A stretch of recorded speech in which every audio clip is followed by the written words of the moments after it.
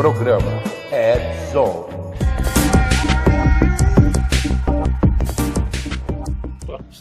Bom, então aí vem o prejuízo, né? Eles acham que chega a 15 bilhões.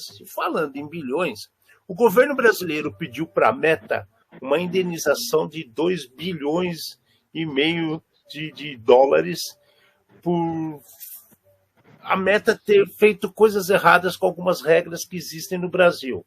Muitos acreditam que seja um absurdo, muitos acreditam que isso faz parte de uma trama maior para tirar ou derrubar o Marco Civil da Informática para pôr mais controles sobre esses aplicativos sociais. Isso está ainda um bololô que ninguém sabe o que está acontecendo, mas tem coisas acontecendo por aí. No Texas, o estado do Texas, nos Estados Unidos, acabou de ganhar na justiça a indenização de quase 1,5 bilhão de dólares contra a Meta, porque em alguns anos atrás os algoritmos de reconhecimento facial da Meta estavam agindo sobre fotos que eram postadas em álbuns de seus usuários e ele reconhecia as faces das pessoas com o banco de dados que eles tinham de outras contas e sugeriam de forma, assim, com algoritmos, a possibilidade de matches, né, para você, olha, você não quer fazer amizade com fulano, ele é seu amigo, ele pode te conhecer. E isso infringe o uso do reconhecimento facial e a individualidade do estado do Texas. E aí veio a porrada e os caras vão ter que pagar 1,5 bilhão, né, 1,4, né, quase 1,5 bilhão. Agora, aquela coisa, velho, olha, chegaram a ver os dados, análise de cara da Meta, foram bilhões de vezes, sugestões e marcações do Java 4 desde 2009, né, e a coisa foi feia. Aí o que acontece, cara? Quando a gente vê uma situação dessa daí, que o estado do Texas é um estado, e se todos os estados for processar a Meta? E se os outros países forem processar a Meta? Porque esse algoritmo foi usado por todo mundo no mundo inteiro, cara. Olha que buraco que está se metendo o nosso querido amigo Huckenberg, cara. Né? Eu falo que é o Huckenberg da Fórmula 1 lá, porque cara, alemãozão, né? Mas é a mesma coisa, cara. E agora? É isso, não tem aquilo, né, Armelini? Não tem almoço grátis, que é uma frase que, inclusive, atribui-se a um economista. Ele já falou que ele não é dele, eu acho que é o Friedman, se eu não me engano, ele já falou que não foi ele que cunhou a frase, mas, de fato, não existe almoço grátis. Alguém está pagando. Então, as pessoas, isso faz parte, de novo, da educação que as pessoas deveriam ter, que é o seguinte: quantas pessoas vão instalar as coisas, usar serviço, leem os termos de uso? Quase ninguém, é irrisório. O pessoal já vai lá procurando o botão onde tem que clicar para conseguir instalar as coisas e ninguém está nem aí para ler nada. Mas o que acontece é que se você lesse os termos de serviço desses serviços, né, das redes sociais, tudo, você ia ver que o que está pagando o serviço que eles estão prestando para você? Os dados que você está disponibilizando lá. Os dados que você está disponibilizando. E aí eles vão utilizar os seus dados para treinar os algoritmos de IA, vão utilizar os seus dados para direcionar marketing para você, vão usar seus dados e assim sucessivamente, né? Então, isso não é, claro, só a Meta. O Google, o grande lance do Google, o Google virou o que ele é, fazendo o marketing, né, especializado, né, até criar o target específico para direcionar as campanhas de marketing, propaganda, etc. Então, é isso, tá? Aí, o Google, por exemplo, sempre falou que não, veja, ninguém processa manualmente nenhum e-mail, nenhum operador humano entra em contato com isso, com suas informações, são os algoritmos, etc. Tá, mas falava-se a mesma coisa ali da Alexa, do Siri, não sei o quê, falava, não, é só algoritmo, o que se captura de áudio que vocês estão conversando e tudo, não, nenhum ser humano está no meio. Só que aí já se provaram que tinha lá os indianos contratados que ficavam ouvindo o áudio, né, que era capturado, e falaram assim, esse cara está falando sobre isso aqui, entendeu? Para quê? Para ajudar a treinar, em teoria, os algoritmos de reconhecimento, né, de voz. Exato. Então, assim, senhores, é isso. Não tem almoço grátis. Esses serviços, eles são pagos com os dados que vocês geram. É isso que acontece. Então, aí hoje, é por isso que é importante essa discussão e a legislação a respeito de proteção dos dados das pessoas, para que justamente não ocorram abusos. Então, eu não sou nem, a princípio, contra as empresas poderem utilizar, dependendo de como eles vão utilizar e quais e quantos são os dados. A priori, eu não sou totalmente contra, mas você precisa ter de forma transparente o entendimento de quais dados são utilizados, em que quantidade e para quê. É isso que é importante, porque senão a gente tem coisas como o escândalo da Cambridge Analytica, que também teve a ver com o Facebook, Meta, né, naquela história de que os caras descobriram que eles estavam usando os dados para fazer propaganda política, né, para mandar especificamente para certos grupos as propagandas políticas para, obviamente, catapultar certos candidatos. Né? Então, esse tipo de coisa começa a cair na seara da manipulação. Aí é complicado. Então, você receber uma propaganda, né, de um certo produto, ainda você pode discutir, dependendo de qual é o produto, você ainda pode discutir. Agora, quando você começa a receber filmes produzidos por campanhas políticas, que muitas vezes envolvem fake news, porque a gente sabe que está cheio de candidato aí que mente descaradamente o tempo inteiro. E, na verdade, eu diria que até a maior parte deles é assim. Né? E aí você começa a usar os dados para criar ali, ver o microgrupo e ver aquele grupo onde você mandando essas fake news vai reforçar essa ideia, né, de crenças políticas, aí começa a ficar, como eu falei, repetindo, entra na seara da manipulação. E isso é perigoso. Então, assim, entendam, né, aquela história. Se as pessoas tivessem o mínimo de entendimento sobre as ferramentas que elas usam, elas saberiam, elas iam olhar aquilo com cuidado e falar assim, vamos ver o contraditório. Será que é verdade o que esse fulaninho está falando nesse vídeo? Vamos procurar em outras fontes de informação. Não vou ficar só nesse vídeo, não. Também não vou ficar em uma ou outra emissora. Eu vou lá, vou procurar na internet, eu vou conversar com mais pessoas. Isso, e especialmente uma coisa que está cada vez mais difícil de acontecer e que é importantíssimo. É o quê? É aquilo que a gente fala, né? O direito do contraditório. Então você precisa. E isso é uma questão que o ser humano ele não gosta disso. O ser humano, nós humanos não gostamos disso. A gente não gosta de ouvir aquilo que não coaduna com os nossos valores e com o que a gente pensa. Mas isso é importantíssimo. Não é bom a gente se cercar só de pessoas que pensam parecido conosco. É importante que a gente também tenha as pessoas que falam, não, eu não concordo com você, porque eu não tenho essa visão, eu acho isso, aquilo. Isso é essencial, senhores, é importantíssimo. E está cada vez mais difícil. As pessoas estão com cada vez menos paciência, elas estão cada vez querendo mais se cercar daqueles que falam as mesmas coisas que elas pensam. Isso é ruim, isso é muito ruim. Né? Então, façam esse exercício aí. Tá? De ter contato com pessoas que pensam diferente de você, que discordam de você, e, obviamente, conversem com elas sem brigar. Certo? Esse é o ponto, cara. Se você, acho que é Platão que dizia isso, sei lá, é um dos pensadores que diz que você não tem como ter uma sociedade sã de pessoas iguais. Tem que ter as diferenças que levam ao desenvolvimento, às boas escolhas, a discernir o que é certo e errado. Se não tem as comparações, a gente vive num mundo utópico, um mundo que parece que como é que fala? Que é a terra de Poliana, né? Eu lembro que minha mãe adorava falar a terra de Poliana, que tudo é bonito, tudo é certo, tudo E aí o que acontece também? Existe uma situação que estão levando as pessoas a terem opiniões iguais. Né?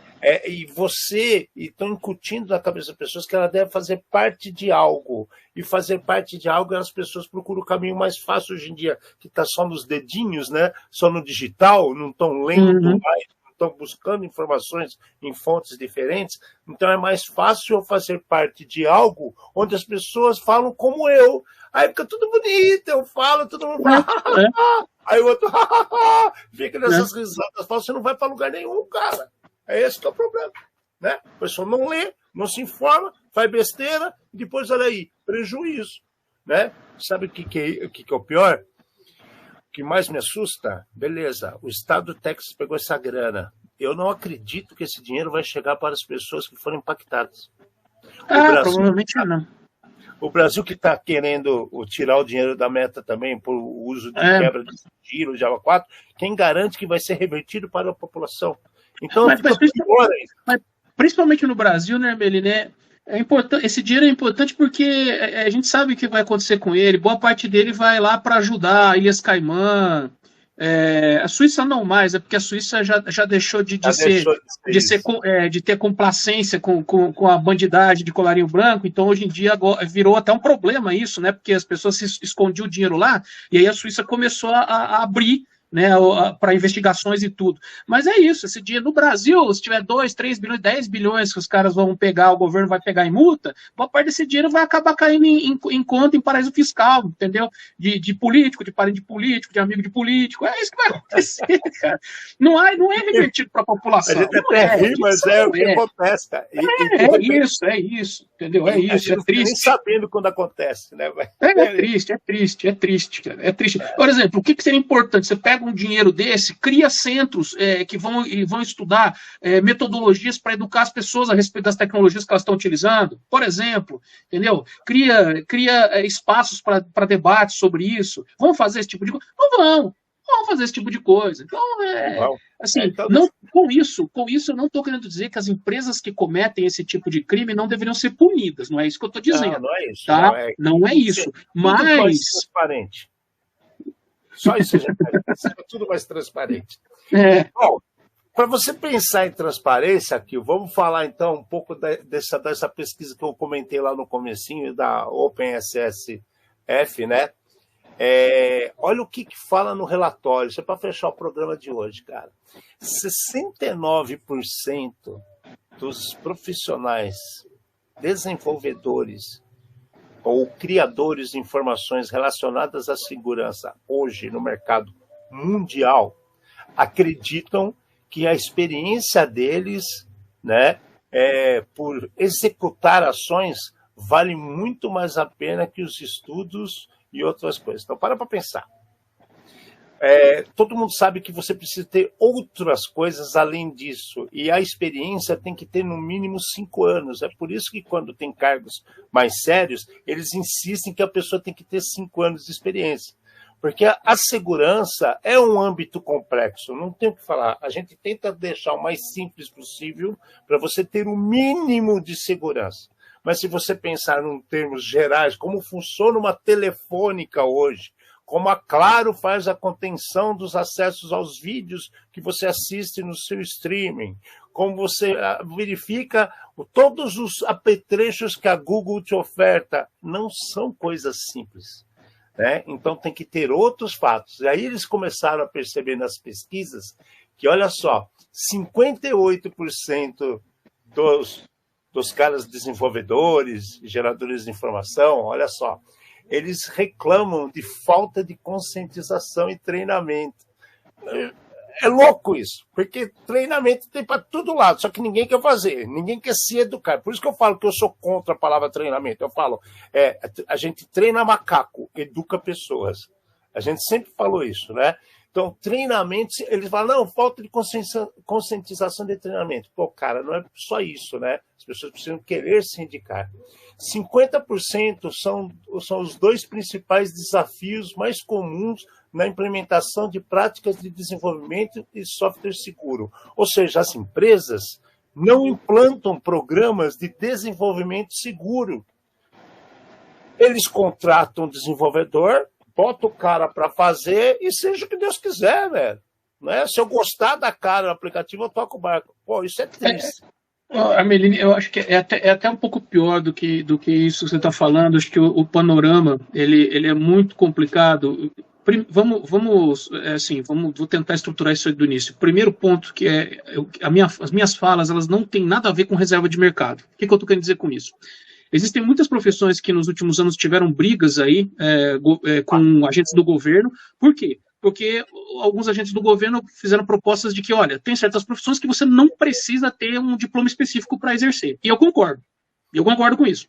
E aí, uma delas que eu acho que quem acompanhou um pouquinho aí, ou lê jornal, enfim, que é uma coisa que eu recomendo para todo mundo, independente da sua área. Você não pode ficar restrito. Eu falo para os meus alunos isso. Você não pode ficar restrito ao que ao que os professores estão discutindo com vocês em sala de aula, não. Vocês têm que entrar em diferentes portais de notícia, ler jornais diferentes, ler revista, ler coisas que não são nem efetivamente, muitas vezes, especificamente do ramo que vocês estão estudando, no nosso caso, computação, porque isso é importante. Isso é importante. Conhecimento geral. Então, assim, jornalismo. Jornalismo aconteceu isso, né? Muito jornalista querendo manter reserva de mercado, brigando. Não podemos aceitar qualquer um ser jornalista. Tem que ter o diploma de jornalismo. Eu acho isso um equívoco. Existem pessoas que têm capacidade de produzir material jornalístico em conhecimento específico em certas áreas. Por exemplo, então tem gente que é computeiro e tem uma capacidade, às vezes, muito maior de produzir conteúdo jornalístico sobre TI do que um jornalista de formação generalista. Né? Um historiador, às vezes, vai escrever artigos jornalísticos sobre história muito melhor do que um jornalista generalista. Então, e assim sucessivamente, enfim. Para programador, então por isso que eu estou falando que as minhas falas não vão caminhar para a reserva de mercado. Para programador, eu acho que não deve-se requisitar diplomas específicos. Ok. Porém, e aí é importante salientar, não requisitar um diploma específico não significa que qualquer um pode exercer aquela atividade. A pessoa tem que ter o mínimo de conhecimento na área para poder exercer a atividade. E aí, nos últimos anos, nós passamos... É óbvio que as pessoas que estão nos assistindo provavelmente sabem. A economia sofre ciclos, né? Alta, baixa, etc. O que aconteceu durante a pandemia? Houve uma explosão de demanda por serviço de TI, e aí as empresas saíram contratando que nem doidas. Para tampar buraco. E o que acontece é o seguinte, o mercado, não só nacional, mundial é assim. Para bons computeiros, sempre existe mercado. Desde, sei lá, 40, 50 anos que tem mercado para bons computeiros. Quando há uma explosão de demanda, você começa a contratar gente que não é boa, que não é qualificada. Então, aí o cidadão ele fez um curso online de um mês, e aí ele põe lá no currículo dele que ele é um dev, ele é um developer. Expert. É impossível, veja, e aí não é, de novo, não é preconceito, é por isso que eu fiz a introdução que eu fiz. Não é preconceito e não é reserva de mercado, mas é impossível um cidadão com um curso de um mês falar que ele é um dev. Não tem como. A quantidade de conhecimento que você precisa adquirir para poder dizer que você é um dev, ela é grande. Então, eu não estou falando que o cara precisa sentar num banco de universidade. Por isso que eu disse que não é obrigatório um diploma. Só que assim, o cara tem que ter lido bastante coisa, tem que ter buscado vários cursos diferentes, assistir vídeos do YouTube, etc. Então, isso aí são anos de formação, certo? Então, por que eu estou falando tudo isso? Essa questão que você levantou de que, na minha humilde opinião, muito do que aconteceu nesses últimos anos foi uma supercontratação de pessoas. Não existia no mercado gente boa com o perfil necessário, as empresas começaram a contratar gente ruim. Aí, é claro que agora a gente está passando pela descendente, né? Então, essas empresas também massivamente estão demitindo muita gente. Ali nos Estados Unidos, a gente está vendo demissões ali de 10 mil, 12 mil funcionários, Google, Microsoft, etc. Parte deles da computação, efetivamente. Né? Mas é isso. O que a gente tem que entender é: existe necessidade de um conhecimento básico mínimo para você falar, eu sou um computeiro. Existe um conhecimento básico mínimo. Ele não vem necessariamente com um diploma, esse é o meu ponto, mas existe esse conhecimento mínimo. Então, não adianta, senhores. As pessoas que saíram porque viram a tendência de contratação, eu estou aqui, estou desempregado, fez lá um curso de um mês e meio, e sai falando que é computeiro, você não é computeiro. Então, você pode estudar por conta, procurando os materiais. Você não precisa de uma instituição especificamente para te ensinar isso, mas você tem que entender que existe uma certa quantidade de conhecimento que você tem que ter para poder se chamar de computeiro. Tá? Esse é o ponto. Eu vou te quebrar. Agora, eu vou te quebrar, quer ver? Eu penso como você, mas olha a situação que mostrou essa pesquisa, cara. 44% da população de desenvolvedores e, como eu falei, geradores de informação para a parte de segurança, reclamam que eles não conseguem se desenvolver mais porque eles não sabem escolher, 44%, quase metade, não sabem escolher que cursos são realmente bons nesse âmbito no mercado tão diversificado. Meu Deus, isso prova que você perdeu as colunas que vão sustentar a sua casa. O alicerce da informação foi perdido. Não é verdade, cara? Mas por isso, Armelino, que eu acho importante uma coisa que não é só na nossa profissão, não é só para computeiros, é no geral, é uma das coisas que é importante na vida é networking. E para que serve networking? Para um monte de coisa, incluindo isso que você está falando. E assim, eu não tenho certeza, eu vou conversar. Eu vou conversar com a Armelina, eu vou conversar com a Mati, eu vou conversar. Gente, então, eu estou querendo tal assunto específico. Vocês me recomendam material? Vocês me recomendam. É óbvio. Então, assim, nem todo mundo é capacitado o suficiente para, por conta própria, simplesmente sentar na frente de uma máquina e entrar num Google da vida, entrar num buscador e achar fontes interessantes. Nem todo mundo tem essa capacidade. Então, a gente tem que usar essa questão também de contatos sociais. O networking, cara. Conversa com as pessoas, tenha pessoas qualificadas ao seu redor, porque se você não sabe, pergunte para essas pessoas, que talvez te deem bons conselhos. Né? Então, olha, tal cara é bom nessa área, dá uma olhada no que ele anda produzindo, tal livro é interessante, dê uma estudada nisso, tal curso é bom.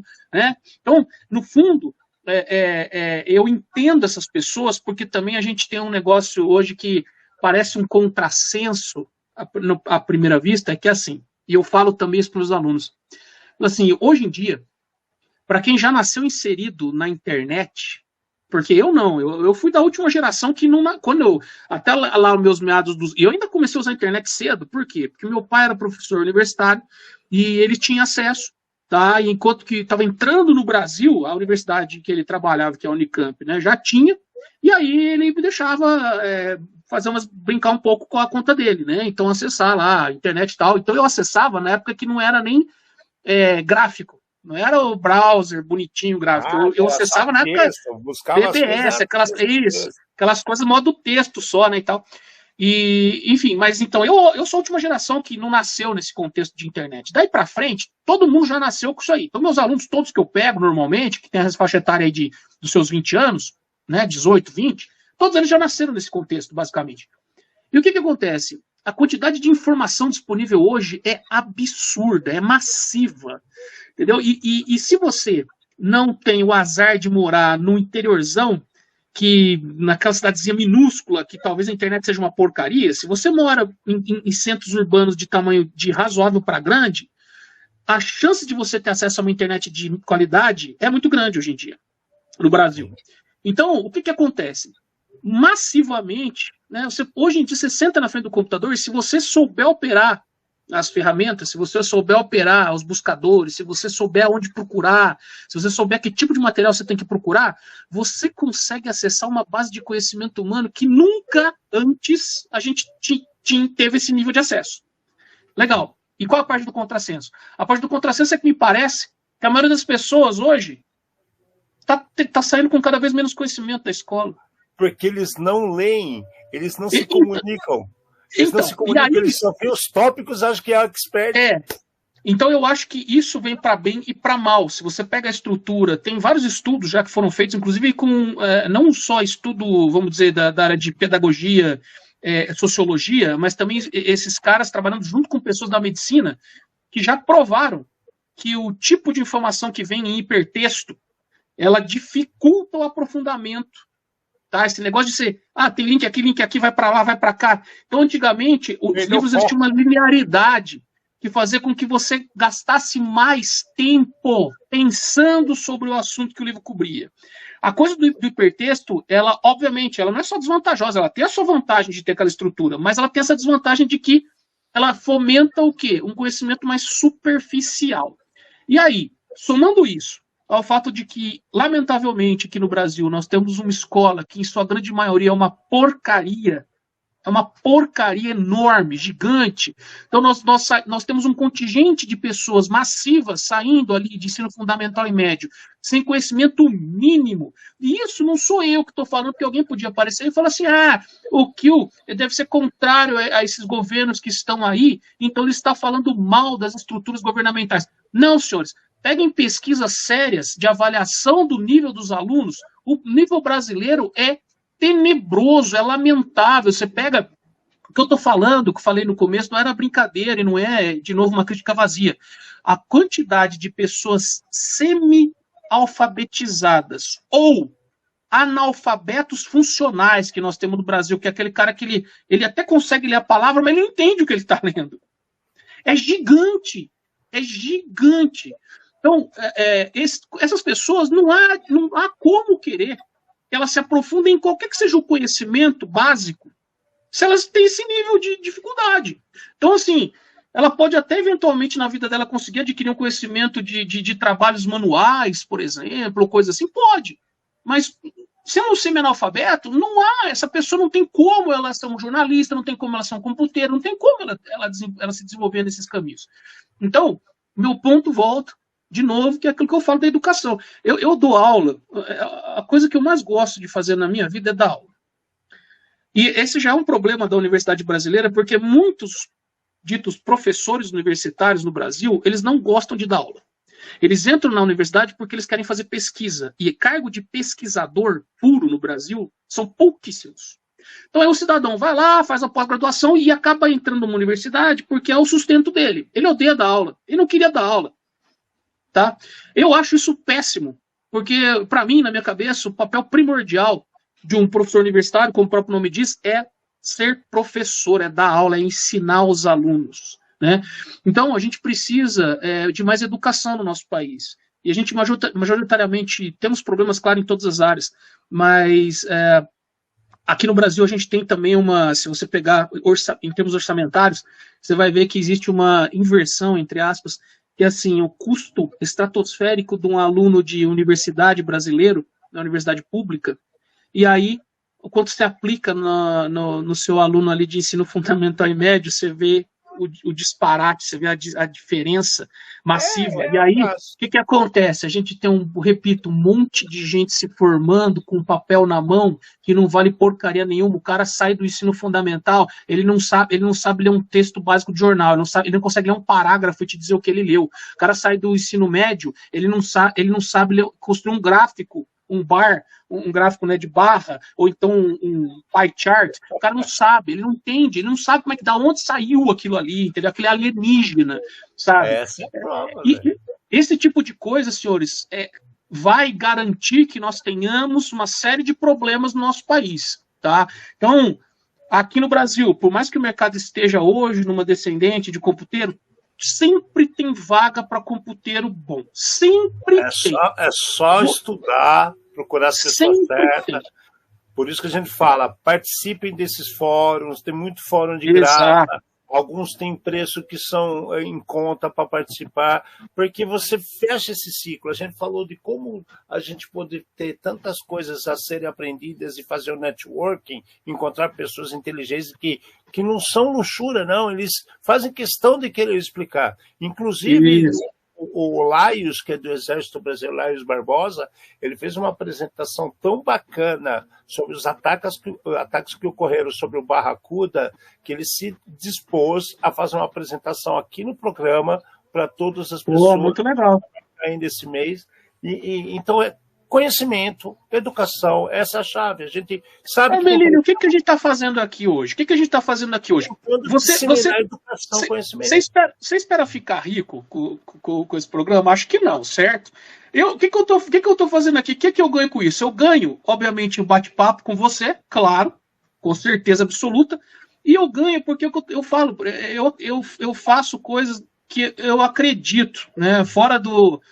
Se eu não estou sendo pago para isso, se não é meu trabalho, eu faço porque eu acredito. Então, para além do bate-papo, que sempre é excelente, é um momento até de descontração, na verdade, para mim, eu acho que pessoas se uma pessoa escutou isso que eu falei hoje, já serviu para falar assim, pô, Realmente, eu acho que tem algumas coisas ali que ele tem razão, né? A gente tem que se preocupar com essa questão de educação, a gente tem certos caminhos aí interessantes que a gente poderia seguir. Tá bom para mim, cara, é isso. Eu acho que esse tipo de conversa, né, ela é importante para isso. Nós estamos, no fim das contas, aqui, além de um bate-papo descontraído para nós, que é ganho para nós, a gente ainda está fazendo isso, de levar certos assuntos aí de maneira não muito estrita, academicamente falando, né, para que as pessoas se escutem, assistam, divirtam-se e comecem a pensar um pouquinho mais sobre isso. Né? Acho que é isso, o papel de educar. É o que você falou, eu acho que a educação ela vem de um monte de fonte diferente, cara. A educação não necessariamente você está sentado no banco da escola, ou num banco de universidade, ou você está sentado assistindo um vídeo de algum professor no YouTube. Não, cara, isso também é educação, claro. Mas no dia a dia, as conversas com amigos e etc. Né? Por isso que, no fundo, é aquilo. De novo, networking. Com isso, eu não estou falando que você. Não é aquela conversa de coach e daquela idiotice de você só pode se misturar com pessoas mais elevadas, com gente mais rica. Não, isso é babaquice, isso é imbecilidade. Né? Esses são aqueles coaches idiotas que é aquela história, né? Se você não sabe fazer mais nada na vida, né? Vira coach. Se você tiver uma capacidade boa de enganar as pessoas, você fica rico enganando otário fazendo isso. Mas, enfim, assim, se alguém quiser me cancelar aí porque acha coach bonito, pode, fica à vontade. Esmagador dos caras que eu conheço, que se chama de coach, é um bando de incompetente, mentiroso e safado. Mas, enfim, não é isso que eu estou querendo dizer. O que eu estou querendo dizer é o seguinte, a convivência social, independente de classe, independente de educação formal que as pessoas tiveram, ela é importante. Então, quando eu falo adquirir conhecimento, não é necessariamente você, eu estou ali com um cara que é um professor universitário. Não é isso.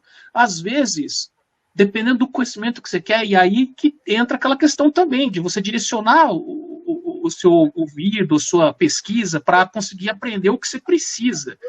Dependendo do que você quer aprender, é muito mais negócio você sentar com aquelas pessoas mais antigas, que às vezes são simples, que às vezes não tiveram um ensino formal com tantos anos de ensino formal, só que elas têm conhecimento exato. Então, né, é isso. No fundo, assim, aprender é só você querer, no fim das contas. Tem muitas fontes diferentes, pessoas diferentes, né? Sai na rua, abre o ouvido. Visões diferentes. Exato. Converse com as pessoas e participe, é isso que você falou, fortalecendo aí. Gente, principalmente quando tem eventos desse nível de qualidade, que a Melina acabou de falar, gratuito. Quem tiver a possibilidade, porque eu sei que às vezes vocês são em grandes centros, em São Paulo, eu não consigo, porque eu tenho que viajar, eu não moro em São Paulo. Mas quem puder, vá, porque essas coisas são excelentes, inclusive para você fazer o networking. Porque se aí você está lá, às vezes pessoas que você nunca viu, você aborda o cara é um cara que é receptivo, ele vai te tratar bem, ele vai te dar o contato dele e vai falar assim, se você precisar do meu e-mail, se você precisar não sei o que, estou aqui, estou à disposição, certo? Então, façam isso, senhores, façam isso, que isso é importantíssimo. Exatamente, que eu dei um exemplo, né, que a gente conversando lá, quando Sim. no 7BR, um puta de um evento bacana, aí tava lá o Piotr Zhelski, que é o cara da Shadow Server, ele tava sentado ali, cara, eu juro para você, os organizadores do evento falaram com ele, eu conversei com ele, e muito poucas outras pessoas conversaram com ele. De 1.300 que tinham lá, se meia dúzia conversou com ele, é muito errado. Às vezes as pessoas elas perdem empatia, e o cara é super receptivo, bateu o maior papo, sabe? Se ofertou, se você quiser acessar, tudo bem. As coisas que ele oferta já é sem custo, né? Porque ele está sendo amparado pelo governo europeu da União Europeia, agora, porque quase fechou. Mas ele contou as dificuldades que ele teve, as coisas. Então, o cara é super bacana, cara. Então, o que acontece? Tem muita gente olhando para as telas dos celulares, dos computadores, achando que estão recebendo informação, mas estão se distanciando da maior fonte de conhecimento do mundo, que são seres humanos. Compartilhe, né? Vivencie situações com outras pessoas que você vai aprender muito mais. Isso que é importante. Educação. Sim, e só para completar isso que você falou, assim, às vezes tem pessoas que não chegam porque elas têm medo, elas, eu não sei, eu vou abordar aquele cara, e, puxa, ele, né, ele aqui é um palestrante, ele sabe tanto, de repente. Olha, gente, eu falo o seguinte: a vida, a gente tem que muitas vezes arriscar. Então, o que você faz? É lógico, você vai se aproximar com a educação, é claro, porque a educação sempre é essencial. Pode ser que a pessoa realmente seja um escrota e ela vai te tratar mal? Pode. Aí você aprendeu. Esse cidadão aí pode ter conhecimento que for, é escroto. Não dá para conversar com ele. Pronto, acabou. Mas converse com as pessoas, porque você vai descobrir aqueles que são receptivos, aqueles que não são, e aí você mantém contato com os que são receptivos. É isso. Sabe, é aquela história, sabe, quando você é moleque e você fica com medo de chegar nas meninas ou nos meninos, que você fala assim, ai meu Deus, e daí se falar não, se falar não sei o quê. Falar não, falou não. Nossa, me maltratou. Te maltratou, é uma pessoa escrota. Pronto, você já sabe que você não tem por que ficar insistindo nisso aí. Vai pra próxima, entendeu? É isso, a vida é assim, cara. Acho que a gente tem que fazer isso, sim, e aproveitar esses eventos. E vamos lá, gente, vamos nos informar sempre, procurando fontes que são consideradas sérias, né? E é isso que a gente acho que é o mais importante, né? Ninguém sabe tudo. Ninguém sabe tudo sobre algum assunto que seja um pouco mais complexo. Segurança, então, que é o que a Armelini falou, é multidisciplinar, um monte de campos distintos, ninguém vai saber tudo sobre isso, é impossível. A gente sabe que o cara que é bom em alguma coisa, ele sabe um pouquinho assim, ó, de uma sub-área específica, é assim que funciona. Entendeu? Então, gente, a união faz a força. Também, essa é outra coisa, a união faz a força. Networking, aprendizado constante, né, as amizades aí que a gente vai fazendo pelo caminho, e é isso aí. Bom, gente, programa bacana, a gente fez questão de pontuar em cima de exemplos bons, ruins, consequências de problemas que ocorreram recentemente, e o mais importante do tema principal de hoje aqui é isso: educação, conscientização, compartilhamento de conhecimento e informação, isso não tem preço. Eu agradeço demais a vocês estarem aqui com a gente, mais um programa. Agradeço demais ao Kio, que sempre que nós precisamos bater um papo, ele está sempre disposto a conversar com a gente. Todo mundo gosta também de você, viu? Que não fica achando que ninguém gosta. Está todo mundo adepto à sua visão, porque é uma visão que é reciclada assim constantemente, porque ao dar aula, a gente tem essa possibilidade e esse prêmio incrível de ver pessoas diferentes trazendo conhecimentos e visões diferentes. Eu estou dando aula no programa Hackers do Bem da RNP, é um programa fantástico e eu confesso, né, nos cursos que eu já participei, sempre aparece alguém com uma visão que você nunca teve. Então vale a pena isso. Sim, exatamente. É isso pelo menos um. Não vou falar de uma sala de 60, 80. É impossível você passar em branco que nenhum vai te agregar nada. Né? Mentira. Pelo menos uma pessoa vai te trazer alguma coisa que você vai falar, caramba, nunca pensei dessa forma. Então, compartilhe conhecimento. Obrigado, Kio. Fica à vontade para se despedir. E valeu demais a sua participação. E tem mais, hein? Dia 29 a gente vai fazer um especial de IA. Vamos conversando aí que você vai participar também com a gente, beleza? Vamos sim, é o que eu falei para você, né? Eu só estou checando minha agenda, mas eu acho que dia 29 vai dar para participar sim. Eu é que agradeço, como sempre, os convites. Vocês sabem, tanto você quanto a Mate, quando vocês me convidam e eu não consigo, é porque não dá mesmo. Porque, para mim, é como eu acabei de falar mais uma vez aqui hoje, isso aqui é uma descontração, é um momento agradável, gostoso que eu tenho, né, de ter essa conversa com vocês. A maior parte das vezes, na verdade, com você, né? Porque muitas vezes a Mate, quando eu tô, a Mate não tá. Daqui a pouco é capaz de alguém virar e falar assim: deve ser o alter ego do outro, né? Porque quando um tá, o outro não tá. Cara, tipo, eu sei que eu vi que uma pessoa escreveu aí, né? A Mate tá barbuda e tal. Ela fala assim: quando aparece a Mate com barba, é o Kill, né?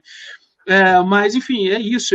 Eu agradeço mais uma vez o espaço, agradeço essa conversa, repetindo, isso aqui é um momento de descontração, gosto muito mesmo de participar, fico muito feliz quando vocês convidam e eu posso participar, e e que seja assim, mais muitos programas e tantos programas com minha participação quanto sem. E é isso, cara. Vamos que vamos. Agradeço aí também a audiência de quem aguentou a gente até agora.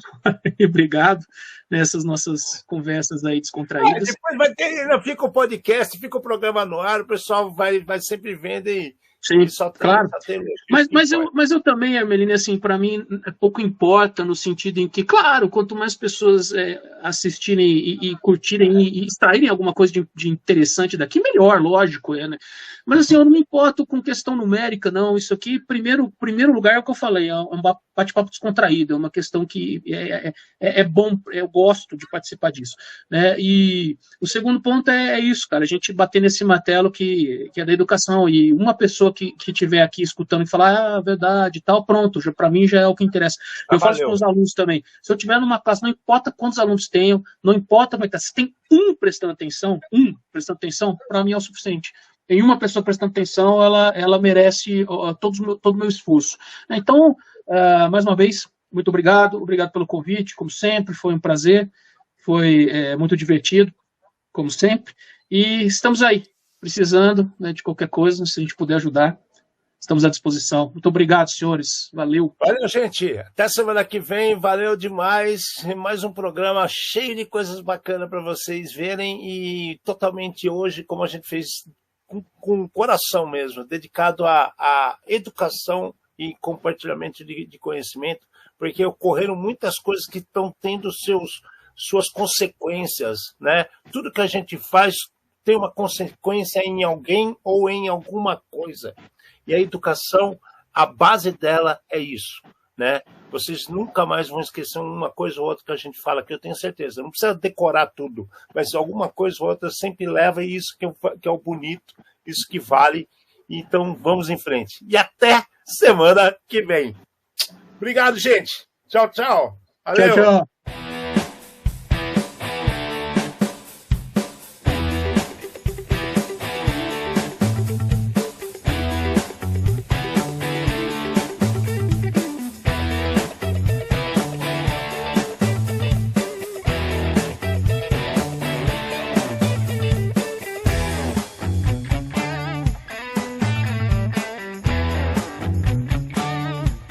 Programa Ed Zone.